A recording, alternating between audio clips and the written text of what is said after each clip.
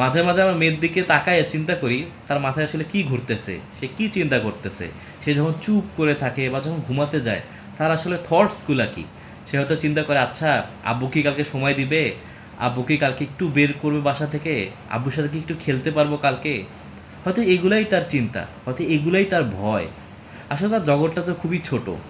আর সে, আমি যদি একটু তাকে সময় দিই তাহলেই সে কিন্তু হ্যাপি হয়ে যায়, সে খুশি হয়ে যায়।